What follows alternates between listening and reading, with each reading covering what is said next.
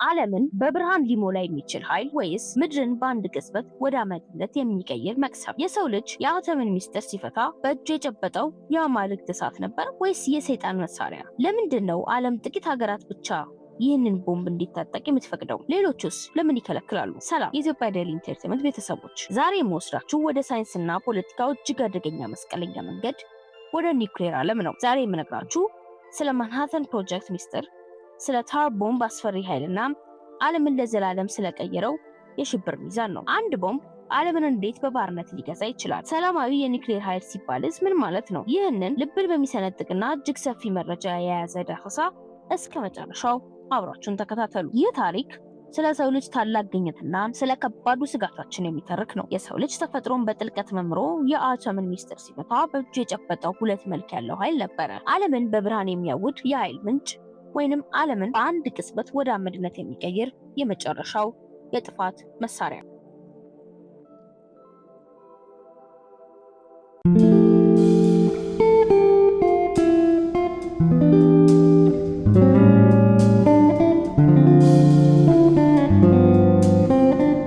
ኒውክሌር ማለት ከአተም እምብርት የሚመነጭ እጅግ ግዙፍ ኃይል ነው። ይህ ኃይል የተገኘው ሳይንቲስቶች አተምን በመሰንጠቅ ውስጥ ያለውን መሳባብ ሲበጥሱ በሚወጣው ከፍተኛ ሙቀትና ብርሃን ነው። ይህ ግኝት በ20ኛው ክፍለ ዘመን መጀመሪያ ላይ በታላላቅ አእምሮዎች እንደ አልበርት አንስታይን ቢጀመርም ወደ መሳሪያነት የተቀየረው ግን በሰው ልጅ እልቂት ወቅት ነበረ። በ1930ዎቹ መገባደጃ ላይ ናዚ ጀርመን የአቶሚክ ቦምብ ለመስራት እየተጋች እንደሆነ ወሬ ተሰማ። ይህ ዜና ዓለምን አስደነገጠ። ሂትለር ይህንን መሳሪያ ከጨበጠ ዓለምን ለዘላለም በባርነት ሊገዛ እንደሚችል ታወቀ። አሜሪካ በምላሹ ማንሃተን ፕሮጀክት የተባለውን እጅግ ሚስጥራዊና ውድ የሆነ ምርምር በኒው ሜክሲኮ በረሃ ውስጥ ጀመረች። ጄ ሮበርት ኦፕንሃይመር የተባለው ሳይንቲስት ይህንን የሳይንስ ሊቃውንት ጦር እንዲመራ ተመረጠ። ይህ የሚሆነው በታሪክ የአንታርክቲካ አህጉር በይፋ ምርምር ይደረግባት በነበረበትና የሰው ልጅ የምድርን ዳርቻዎች ለማወቅ በሚጣጣርበት ወቅት ነበረ። የሰው ልጅ የምድርን ዳርቻ ሲመረምር፣ ኦፕንሃይመር ግን የቁስን ዳርቻ እየበረበረ ነበረ። ሐምሌ 16 1945 በኒው ሜክሲኮ በረሃ ውስጥ የመጀመሪያው የኒውክሌር ሙከራ ተደረገ። ፍንዳታው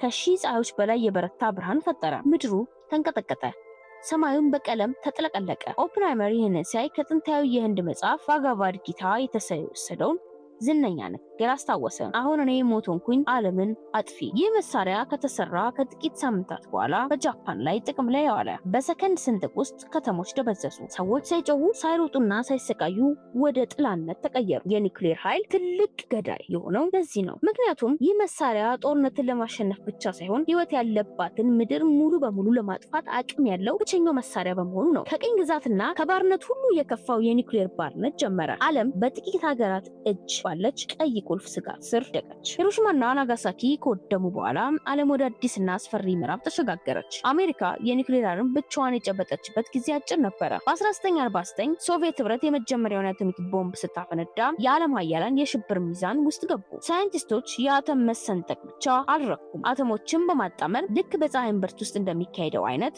እጅግ የላቀ ኃይል መፍጠር ጀመሩ። ይህ የሃይድሮጅን ቦምብ ተባለ። የአቶሚክ ቦምብ ክብሪት ቢሆን የሃይድሮጅን ቦምብ ደግሞ የነዳጅ ጋን እንደማለት ነው። በ1950ዎቹ መገባደጃ ላይ ሶቪየት ህብረት የመጀመሪያውን ሰው ሰራሽ ሳተላይት ስፑትኒክን ወደ ጠፈር ላከች። ይህ ለዓለም ሳይንሳዊ ድል ቢመስልም ለአሜሪካ ግን ታላቅ ስጋት ነበረ። ምክንያቱም ሳተላይት ወደ ጠፈር መተኮስ ብቻ የቻለ ሮኬት የኒውክሌር ቦምብ ጭኖ አሜሪካ መድረስ ይችላል ማለት ነው። ይህ የሚሆነው በታሪክ የመጀመሪያው የቀለም ቴሌቪዥን ስርጭት በጀመረበትና ዓለም በምቾትና በውበት በምትጥለቀለቅበት ወቅት ነበረ። ሰዎች በቤታቸው ቀለም ያለው ፊልም ሲያዩ ከቤታቸው ውጪ ግን ዓለምን ወደ ጥቁር አመድነት የሚቀይር ሮኬት ይዘጋጅ ነበረ። ጥቅምት 30 1961 ሶቪየት ህብረት በታሪክ ታይቶ የማይታወቅ ግዙፍ ቦምብ አፈነዳች። ታር ቦምብ የተባለው ይህ መሳሪያ በሂሮሺማ ላይ ከወደቀው ቦምብ 3900 እጥፍ ይበልጣል። ፍንዳታው የፈጠረው የመሬት መንቀጥቀጥ ዓለምን 3 ጊዜ ዞሯል። ብርሃኑ እስከ መቶዎች የሚቆጠሩ ኪሎ ሜትር ርቀት ድረስ ይታይ ነበረ። ይህ ኃይል ማሳያ እንጂ ለጦርነት የሚሆን አልነበረም። እኛ ከፈለግን ዓለምን ማጥፋት እንችላለን የሚል የትዕቢት መልእክት ነበረ።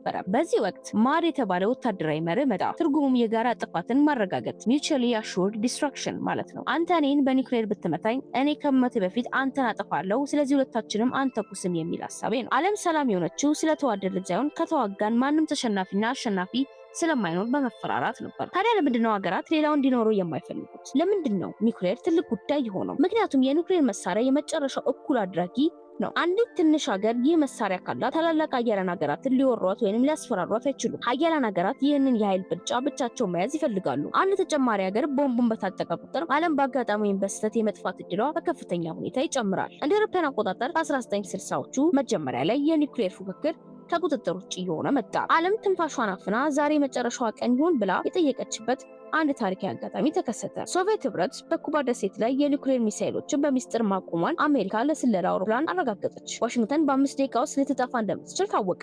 የአሜሪካው ፕሬዝዳንት ጆን ኤፍ ኬኔዲ እና የሶቪየቱ መሪ ኒኪታ ክሩስቼቭ ጣቶቻቸውን ቀዩ ቁልፍ ላይ አድርገው ለ13 ቀናት ተፋጠጡ። ዓለም ወደ ሶስተኛው የዓለም ጦርነትና ወደ ፍጹም ጥፋት ለመግባት ጥቂት ኢንቾች ብቻ ቀርቷት ነበር። በመጨረሻም በሚስጥር በተደረገ ስምምነት ሚሳኤሎቹ ተነሱና ዓለም ዳግም መተንፈስ ቻለች። ይህ ቀውስ በተከሰተበት ወቅት የሳይንስ ሊቃውንት የጥፋት ሰዓት የተባለውን ምናባዊ ሰዓት ወደ እኩለ ሌሊት አስጠጉት። ይህ የሚሆነው በታሪክ የመጀመሪያው የድምጽ ካሴት ለዓለም ገበያ በቀረበበትና ወጣቶች ጦርነት ሳይሆን ፍቅር ይስፋፋ የሚሉበት የሂፒዎች ዘመን በጀመረበት ወቅት ነበረ። ሰዎች አዳዲስ ሙዚቃዎችን በካሴት ለመስማት ሲጓጉ፣ ሳይንቲስቶች ግን ሰዓቱ ወደ እኩለ ሌሊት እንዳይደርስ ይጸልዩ ነበረ።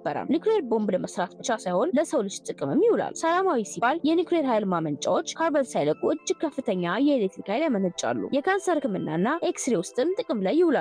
ምርትን ለማሻሻልና ተባዮችንም ደግሞ ለመቆጣጠር ለግብርና ይረዳል። ታዲያ ለምንድን ነው ዓለም ሰላማዊ ነው ስትል የምትጨነቀው? ምክንያቱም ቦምብ ለመስራት የሚያስፈልገው ዩራኒየምን ማበልጸግ እና ለኤሌክትሪክ ኃይል የሚያስፈልገው ሂደት መጀመሪያቸው አንድ ነው። አንድ ሀገር ለኤሌክትሪክ ነው ብላ ዩራኒየም ማበልጸግ ከጀመረች ሂደቱን ትንሽ ከገፋችው ቦምብ ወደ መስራት ልትሸጋገር ትችላለች። ይህ ድርብ አጠቃቀም ይባላል። በ1968 የኒውክሌር መስፋፋት መከላከያ ስምምነት ተፈራረመ። ስምምነቱ አምስቱ ሀያላን አሜሪካ፣ ሩሲያ፣ ቻይና፣ ፈረንሳይና እንግሊዝ ቦምቡ ይኖራቸው፣ ሌላው ዓለም ግን አያስ። በምላሹ ሀያላኑ የሰላማዊ ኒውክሌር ቴክኖሎጂ ለሌሎች ያጋራሉ የሚል ነበረ። ይህ ግን በብዙ ሀገራት ዘንድ እንደ ኒውክሌር አፓርታይድ ወይንም አዲስ የቅኝ ግዛት ዘይቤ ይታያል። እኛ እንድንታመን እናንተስ ምን ዋስትና አላችሁ የሚለው ጥያቄ በዛሬው የኢራንና የሰሜን ኮሪያ ውዝግብ መነሻ ነው። ኒውክሌርን ለሰላማዊ ኃይል መጠቀም ትልቁ ተስፋ ቢሆንም የሰው ልጅ ስህተትና የቴክኖሎጂ ውድቀት ግን ምን ያህል አደገኛ ሊሆን እንደሚችል ዓለም በጋራ ያየችበት አንድ ጥቁር ቀን መጣ። በወቅቱ ሶቪየት ህብረት በነበረችው ዩክሬን ውስጥ በሚገኘው የቼርኖብል ኒውክሌር ኃይል ማመንጫ በሙከራ ወቅት ፈነዳ።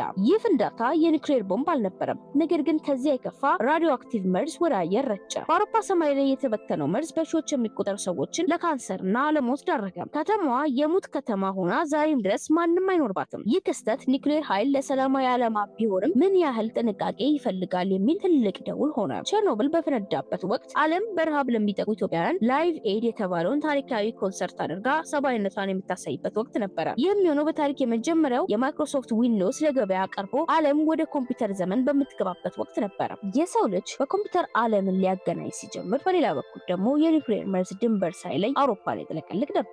አፓርታይድ ሲፈርስ ደቡብ አፍሪካ የኒውክሌር መሳሪያዎችን በፈቃዷ በመበተን ለዓለም ምሳሌ ሆና ነበረ። ሆኖም ዛሬ ዓለም ዳግም ወደ ስጋት ገብታለች። በዩክሬንና በሩሲያ ጦርነት ምክንያት ኒውክሌር ጥቅም ላይ ሊውል ይችላል የሚለው ዛቻ ዓለምን እያስጨነቀ ነው። ሀያላን ሀገራት አሁንም እኛ አይኑረን ሌላው ግን አይኑረ የሚለውን አቋም ይዘዋል። ሰሜን ኮሪያና ኢራን ደግሞ ይህ የሉዓላዊነትና የህልውና ጉዳይ ነው በማለት ይከራከራሉ። ሀገራት ኒውክሌር እንዳይስፋፋ የሚዋጉበት ምክንያት ቀላል ነው። መሳሪያው አሸባሪዎች እጅ ቢገባ ወይንም አእምሮው ያልተረጋጋ መሪ እጅ ቢወድቅ ዓለም ልጠፋ ትችላለች። ኒውክሌር ያለው ሀገር በዲፕሎማሲ መድረክ ድምጽ ይኖረዋል። ሀያላን ደግሞ ይህንን ድምጽ ለብቻቸው መቆጣጠር ይፈልጋሉ። ኒውክሌር የሰው ልጅ ጥበብና ስጋት መገለጫ ነው። ለካንሰር ፈውስና ለኤሌክትሪክ ብርሃን ሊሆን ይችላል፣ ወይም ደግሞ ለፍጻሜያችንም ሰበብ ሊሆን ይችላል። ሮበርት ኦፕንሃይመር እንዳለው ቦምቡ ራሱ ሳይሆን የሰው ልጅ ልብ ነው መለወጥ ያለው። ቴክኖሎጂው እጃችን ላይ ቢኖርም ጥበቡ ግን ያንን ቴክኖሎጂ ላለመጠቀም የሚወስን የሞራል ብቃት ነው። የኒውክሌር መሳሪያ ለዓለም ሰላም ዋስትና ነው ወይስ ለጥፋታችን ሰበብ? ሀገራትስ ይህንን ኃይል ለብቻቸው ለመቆጣጠር የሚያደርጉት ትግል ፍትሃዊ ነው ብላችሁ ታስባላችሁ? የእናንተን ሀሳብ በኮሜንት መስጫው ላይ ጻፉልን። ይህ በሳይንስና በታሪክ ጥልቅ እውቀት የሚሰጥ ቪዲዮ ለብዙዎች እንዲደርስ